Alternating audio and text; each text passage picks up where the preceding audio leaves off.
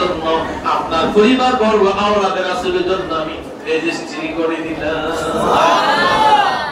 আমার ভাই বাবারা, মক্কা মদিনার ভিতরে যাদের খেজুরের বাগান আছে তারাও বড় ধনী।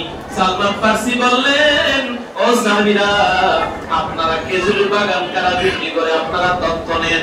তথ্য দিল, মুখোমুখি বিক্রি করলেন, কিতাব প্রমাণ করে 16টা খেজুরের বাগান সালমান ফারসি কিনলেন। সুবহানাল্লাহ বলেন। কয়টা? 16টা। জোরে বলেন কয়টা? 16টা খেজুরের বাগান সালমান ফারসি কিনলেন। সালমান ফারসি বলে, ইয়া রাসূলুল্লাহ, আমার আব্বা আম্মা আপনার জন্য কুরবান হোক, আপনি যদি বলেন 16টা খেজুর বাগান আমি বন্টন করব। আমার নবী বলে, সালমান ফারসি রে, আপনি দিয়েছেন, আপনি বন্টন করেন। সালমান ফারসি কেমন আশিক রাসূল ছিল রে! সালমান ফারসি কেমন আশিক রাসূল ছিল!